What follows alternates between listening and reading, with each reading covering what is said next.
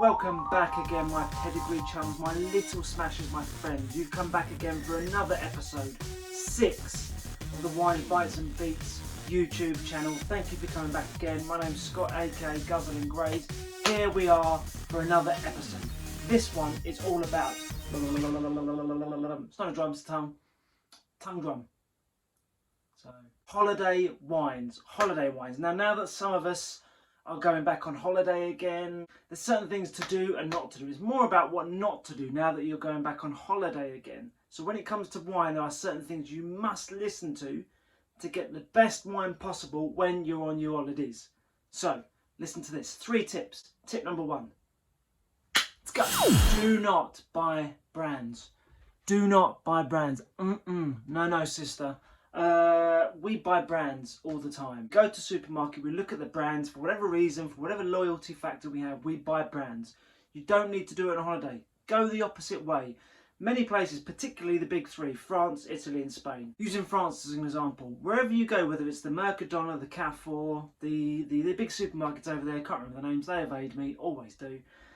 When you're there, don't buy the brands. Go local where you can. These supermarkets are full of brands, but they're also full of local garagistes, people that make wine locally to supply to local supermarkets or even big supermarkets that have deals with these supermarkets to distribute their wines in very small volumes at cheap as chips. It's cheap, like the budgie. Cheap, like the budgie. Cheap. So don't buy the brands. Go local. And the mechanics in supermarkets work a little differently here. When you go to Tesco, Asda, Waitrose, wherever you go to, the eye line of where you are on shelf is where the best places are to buy your brands. They are the ones that pay the most money to be there when you're shopping and you go, it's right in front of me, convenient, that's what I'm going to do. It works a bit differently over in many European countries, including France.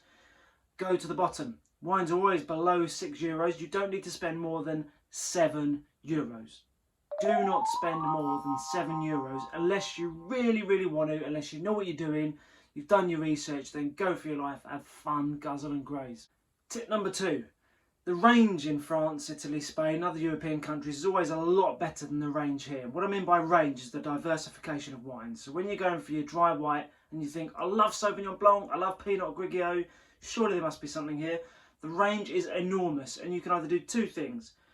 Do a little research before you go. Look at local grape varieties to where you're going, whether it's Carcassonne, for example. If you're down in Carcassonne and you've got a camper van and you're just surveying the land thinking, bit of me this.